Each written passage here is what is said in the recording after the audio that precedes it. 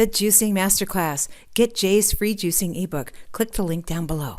And you see this little area where the core, which runs right through the heart of the pineapple, or you might call it the pineapple heart. The core, like a stalk of sugarcane, goes right into the ground to pull the nutrients in to make that pineapple grow. But in this area, there are a lot of pesticides, fungicides, and this is probably a fungus growth in here. We call it in the produce industry scald. So what I advise for you to do is take a knife and just cut off very thinly this bottom area. I'll show you how I do it every time. And you take that pineapple just with a sharp knife and just cut off that bottom area. Now you're not confronted with that scald. And to make it easier to use the pineapple, put one hand on the bottom, grab the cone with the other hand, and simply unscrew the pineapple cone. Now you can get into the pineapple very easily, you see, for cutting. And when I do a pineapple, I cut the pineapple into about 1.5 to 2 inch ring. I'll show you how I do that. This is the way you do a pineapple. And the reason you want to use this outside armor plating after you've cleansed the pineapple properly is because most of the enzymes and property lie in the peeling and just below the surface.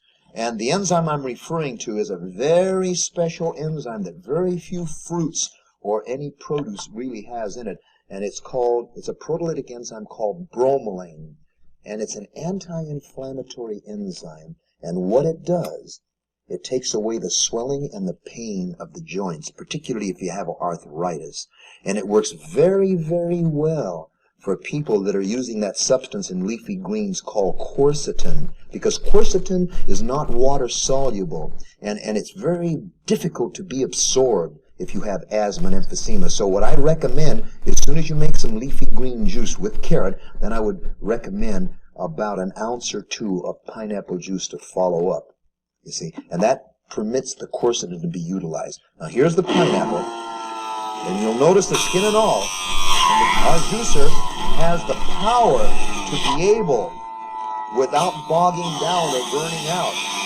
it has the powerful motor to take that pineapple in its full entirety. Now, I just did the pineapple, and it is a magnificent drink straight, and more than not, I do drink it straight. However, I took the liberty to peel most of the grapefruit, and as you noticed, I've saved as much of that white as I can, because that white is far and away the most nutritious part. And the reason I'm showing you as a little adjunct to the pineapple juice, a little variation, is that I would say 3 of the 7 mornings of my life, when I wake up, I always make a 50-50, half and half combination of grapefruit and pineapple. I happen to adore this particular drink, and it isn't one of the sweeter drinks because you have that bitterness of a grapefruit. So what I'm going to do now, I'm going to show you how to do the grapefruit, and I'll explain in a moment or so when we get to the orange the reasons for removing the peeling of a grapefruit and an orange. So